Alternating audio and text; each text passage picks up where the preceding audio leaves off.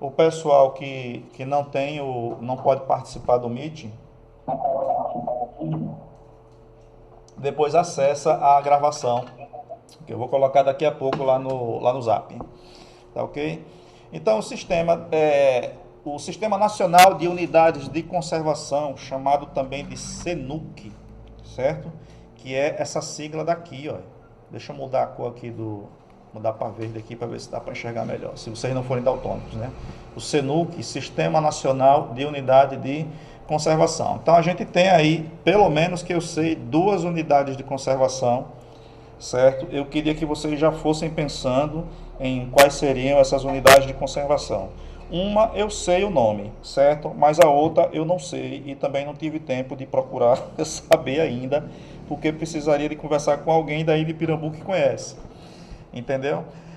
Então, esse Sistema Nacional de Unidade de Conservação foi instituído em uma lei, que é a Lei 9985, feita em 2000. Essa data é uma data importante, porque isso aqui já é antes do governo Lula, certo? Porque a gente vai fazer uma problematização, isso aqui foi no governo de Fernando Henrique. Então, foi criada em 2000 uma lei que é chamada de Sistema Nacional das Unidades de Conservação. Vocês estão me ouvindo bem? Tá bom o som? Certo? Aí a função dessa lei é de classificar. Como é que se classifica uma coisa? Organiza, né? Classifica e organiza como se você tivesse um monte de CD em casa, e esses CDs de forró, de axé, de Deivinho Novaes e brega, certo? E aí você precisasse arrumar eles numa prateleira, aí você ia organizar, né? CDs de forró, CDs de brega, né? CDs de arrocha, CD de axé da Bahia. Então, classificar é isso. Essa lei, ela vem classificar e organizar. E vem estabelecer a forma com que se faz a gestão das unidades de conservação, de acordo com os critérios, né? Assim, do que é que você vai estar conservando, certo? E de para que você vai conservar e qual é o uso que você vai fazer. Deixa eu ver se chegou alguém aqui. Chegou. E qual é o uso que você vai fazer dessa unidade de conservação, né? Então, esses critérios se baseiam nesse modo de proteção. Tá tudo aqui em pretinho, tá vendo? Depois vocês vão ler isso aqui, certo? Tá, modo de proteção, o tipo de atividade que você pode realizar nessas unidades de conservação, certo? Dentro desses limites dela, né? Aí são vários os tipos, né? Ou categorias de unidades de conservação do Brasil. Elas são divididas em 2 grupos. Olha, veja só.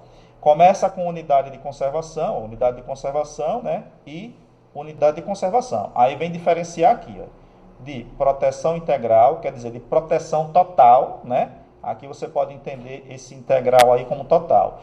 E de conservação de uso sustentável. Observe que essa daqui de proteção total, proteção integral, ela não admite o uso. Mas essa outra de uso sustentável você já pode utilizar, já pode tirar alguma coisa dela, pode desenvolver alguma coisa nessa unidade de conservação ou até mesmo morar nessa unidade de conservação, tá certo? Aí a gente começa aqui falando dessas 2 unidades de conservação, beleza? Então deixa eu apagar aqui para não ficar nada sem entender. Então são 2 tipos, 2 categorias. É a unidade de conservação de proteção integral e a de uso sustentável. O uso sustentável é a forma de usar onde você sabe que aquilo ali não vai acabar. Você vai dar tempo, para que aquele recurso natural ele se recupere, né? Por isso que tem essa diferença. Já essa outra de proteção integral não pode fazer uso, né? Então a gente vai ver agora aqui as unidades de conservação de proteção integral, da qual tem uma em Pirambu, que eu vou querer que vocês me digam qual é essa, né? Então essas unidades, como o próprio nome dela já diz, eu expliquei, né? Aí você vai prestar atenção aí na questão da conservação, que é de manter, né? Como é que você conserva, por exemplo, uma macaxeira? Você pega a macaxeira, você descasca ela, coloca dentro de uma bolsa e põe ela no congelador. Ali você está conservando, né? Comida em conserva, ela fica muito tempo ali dentro daquela. O objetivo é justamente para que aquela comida dure, né? Que você possa consumir num momento lá na frente, né? Então, ligado no que seria a conservação. Então, nesse tipo aqui da unidade de conservação, onde ela é de proteção total ou integral, está proibido a exploração, certo? Dos recursos dela, dos recursos naturais, claro, né? por exemplo, como floresta, os minerais que podem ter no seu solo, certo? Então a gente tem situações no Brasil que a gente tem unidades de conservação de proteção integral, onde o governo brasileiro está tentando desfazer essa unidade de conservação para poder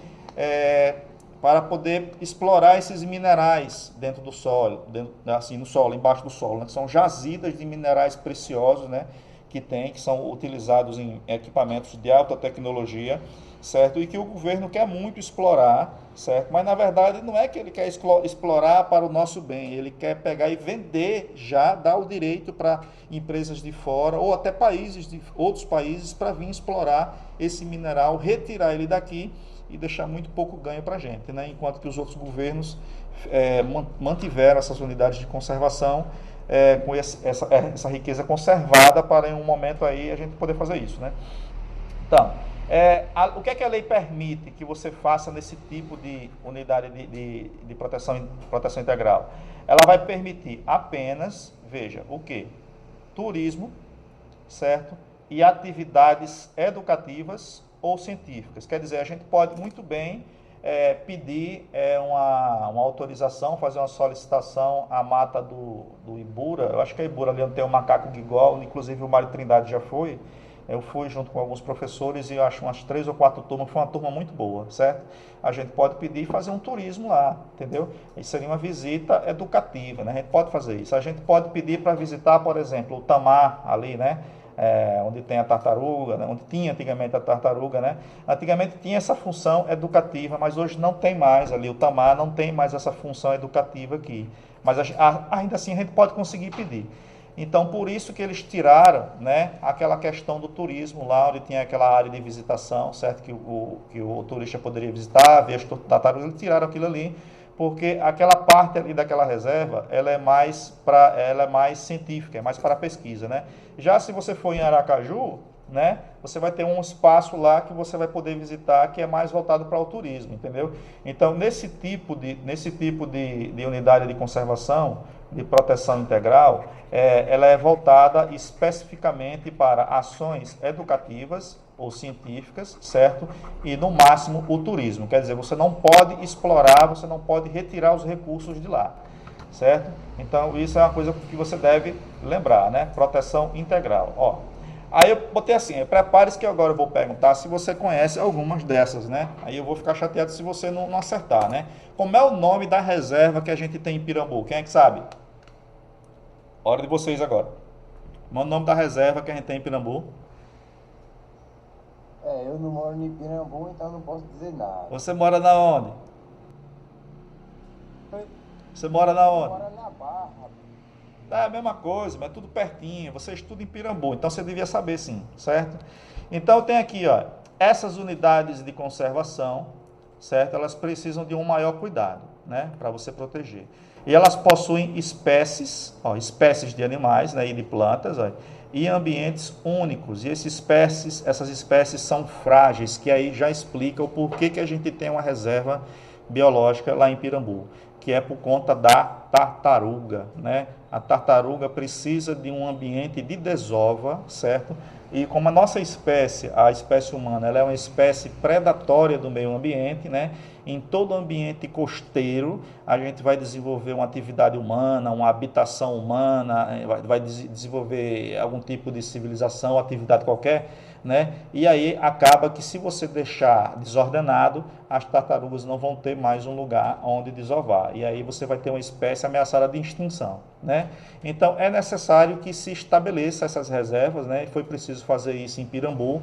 E aí se você fosse uma tartaruga vindo de lá do mar, sabe lá de onde, para vir desovar em Pirambu, e se você visse uma casa construída na beira da praia, ali onde você está acostumado a desovar, aonde você nasceu, porque elas voltam, né, para onde nasceu, o que é que acontece? Quando você visse essa casa e aquela lâmpada acesa ali na casa, ou então um poste, você ia se sentir desorientada e ia se perder. Então, provavelmente, essa tartaruga, esse indivíduo ia ter algum problema. Então, por isso que aquela região teve todo aquele problema com a questão das habitações ali por perto, certo? Onde foram desapropriadas construções, pessoas, algumas pessoas, né? Porque outras não saíram, né? Em vez de você ver lá um monte de casas em ruínas, construções que estão em ruína, que não foram terminadas por conta dessa questão. Porque não apenas a área da reserva ela tem que ser preservada, como também a área em torno da reserva. A área de fronteira da reserva ela tem que ser preservada, porque se você conseguir guardar aquela área da fronteira, aí está garantido que a área da reserva ela não vai ser invadida, né? Então aí nesses casos, essas áreas elas pertencem ao poder público. Isso aqui é outra coisa que eu também vou perguntar nas tarefas. Olha. No caso da unidade de conservação de proteção integral, ela pertence ao poder público. Por que, professor? Pertence ao governo. Por que, professor? Pertence ao Estado. Porque é função do Estado guardar o bem público. O Estado ele tem a função de defender os interesses das comunidades, os interesses da nação, certo? O Estado. E teoricamente seria isso, né? A gente sabe que nem sempre, né, eles fazem isso, mas assim, essa diferença entre ter que fazer uma coisa e fazer outra, na maioria das vezes, né, a gente chama de contradição. E essas contradições elas existem na sociedade, certo? Então, é do Estado. O Estado, o poder público, é quem vai cuidar desse tipo de reserva. Então, aí a gente tem o ICMBio, ó, ICMBio, certo? Está aqui o logozinho dele, né? Que é a instituição que vai tomar de conta dessa reserva, certo? Eu não sei se isso continua desse jeito, porque esse material é de 2018, pode ser que precise de uma atualização, mas o que você tem que entender daqui é que essas reservas elas existem e é o governo quem toma de conta através de instituições como a ICMBio, certo? Então a gente já aprendeu algumas coisas aqui, né? Veja, então nesse caso nada de privatizar, porque quando você privatiza, certo? Quando você privatiza, o que vai motivar a atividade é o capital, certo? É o dinheiro, certo? E nem sempre o dinheiro está a favor do interesse da população, certo? Pelo menos na maioria uma ruma de vez aí eu não conheço, certo? Então, unidade de conservação de uso sustentável já é o outro tipo de unidade de conservação. Como a gente está terminando, né, a aula, deixa eu ver aqui o horário, terminando a aula, então essa daí vai ficar para a próxima, essa aula termina às 16 horas, beleza? Aí eu vou parar aqui, deixa eu só voltar aqui quando eu estava, eu vou parar aqui o vídeo, então a gente termina aqui com esse tipo de unidade de proteção, mas aqui embaixo eu quero mostrar mais uma coisa, olha, aqui, ó, unidade de conservação de proteção integral, aqui tem essa etapa, gente, isso aqui está no livro de vocês, viu? Deixa eu mostrar aqui, ó, aqui o livro de vocês, ó, certo? Você vai achar isso na página 25, viu? Então não perca a oportunidade de dar uma olhadinha lá, porque de repente eu posso estar tirando a atividade dele, e se você ler o capítulo, vai ficar muito mais confortável de você fazer as tarefas. Veja, eu tenho aqui alguns exemplos de unidade de conservação de proteção integral, agora nesses últimos 4 minutos. Ó. Parque Nacional, ó, reserva biológica. Então, como é o nome da reserva biológica que a gente tem em Pirambu? Vou perguntar, certo? Como é o nome da nossa reserva biológica lá em Pirambu? E a gente tem aqui ainda monumento natural também, ó, e refúgio de vida silvestre, certo? A gente tem aqui, acho que eu cortei uma coisa aqui e ficou errado, mas não tem problema, depois eu conserto, certo? Então aqui, refúgio de vida silvestre, certo? Eu acho que poderia ser o caso da floresta que tem aquele macaco guigó, né?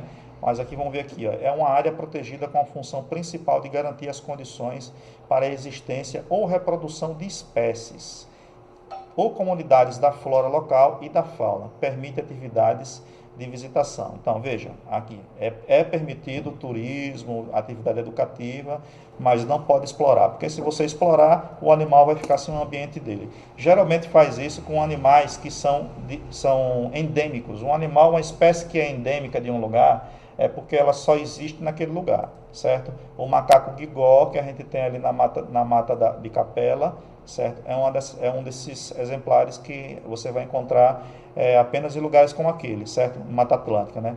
O macaquinho guigó, que inclusive a gente foi lá visitar ele, é um macaco com hábitos crípticos e é difícil de você conseguir encontrar ele, né? Mas a gente conseguiu ver no entorno mesmo lá da cabana que tem lá para fazer pesquisa e alojamento, a gente conseguiu ver o macaco guigó. Então aqui eu tenho 2 exemplos aqui aqui nessa parte de cima, duas imagens. Essas imagens aqui representam a vista aérea de uma reserva biológica. Acabei de falar lá, tem mais outros dois tipos no livro. Então vão lá no livro e olhem lá quais são os outros dois tipos que tem. A reserva biológica do Atol das Rocas, certo? Que fica em Fernando de Noronha, certo? E aqui eu tenho reserva biológica de Santa Isabel, né? Aqui fazendo propaganda de uma reforma, eu peguei da internet isso aqui. Ó. A unidade de conservação passará a ter exposição sobre seus ambientes, animais, histórias e pesquisas, certo? Então tá aí, basicamente, vocês vão refletir agora sobre as unidades de conservação que a gente tem em Pirambu, tá ok? Então deixa eu parar aqui a gravação, vocês não precisam sair agora não, viu? Então tchauzinho, pessoal da gravação.